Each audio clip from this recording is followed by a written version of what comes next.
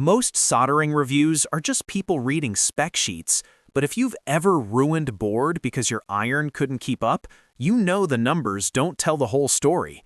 I've spent weeks testing the 5 best soldering stations of 2026, from 400-watt industrial monsters to microscopic precision tools.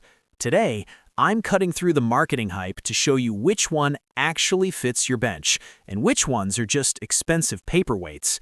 No fluff, just the honest truth on what you should actually buy. Number 5.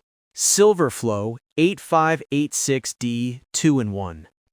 I've spent way too many hours wrestling with cheap plastic tools that melt their own housings, so honestly, feeling the weight of this metal shell was a relief.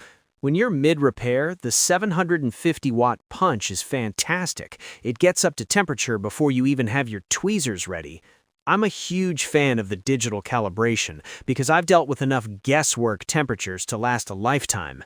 That said, I'm not a fan of how the hot air and iron share a brain. If the internal board fries, you're left with a very heavy paperweight instead of a working station.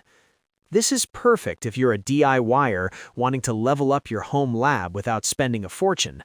However, if you're a high-volume shop owner, you might find the 10-minute auto sleep a bit too restrictive for your pace. Number 4. YIHUA 982-3. I was hunched over my desk, squinting at a smartphone motherboard that looked more like a city map than a circuit. My old iron felt like a blunt crayon trying to paint a masterpiece. I finally swapped it for the 982-3, and the difference was instant. The tip is so needle-thin that I could finally reach that tiny capacitor without melting the plastic next to it. It heats up in about 2 seconds, which is perfect for my impatient workflow. However, I did notice it struggles if I try to desolder anything chunky. It's definitely not meant for heavy-duty wires. If you're doing microscopic work, this precision tool is a lifesaver, but keep a beefier iron around for the big stuff. Number 3. AIXUN T320. Have you ever felt like you need a third hand just to change the temperature while you're mid-solder? I used to fumble with buttons until I tried the T320.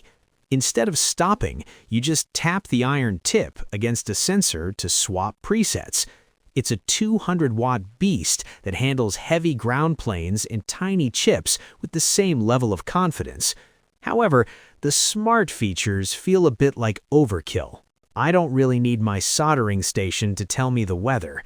It's a dream for tech heads who want the latest connected gear and need raw power.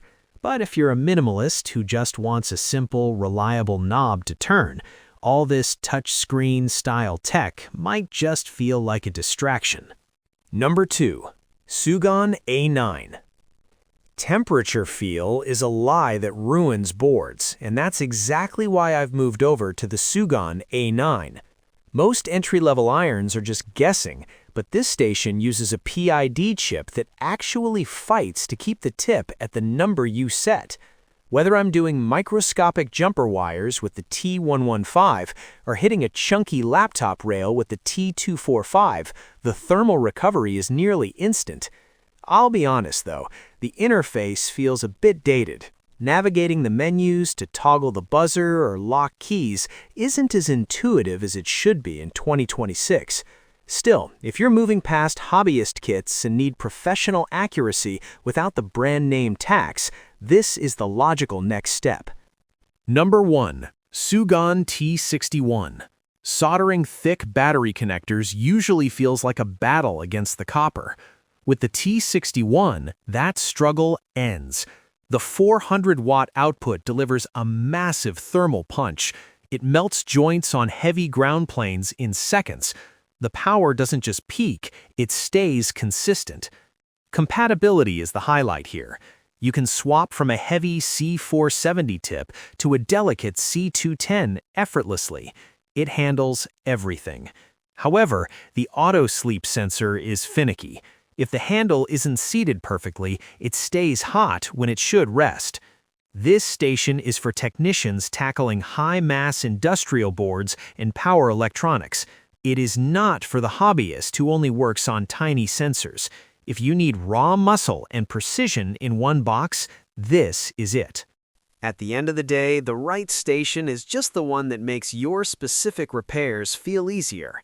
I've dropped links to all 5 in the description if you want to take a closer look at the specs or pricing. Don't feel like you need the most expensive one. Just pick the one that fits your typical project. Hope this helped you narrow it down. Catch you later.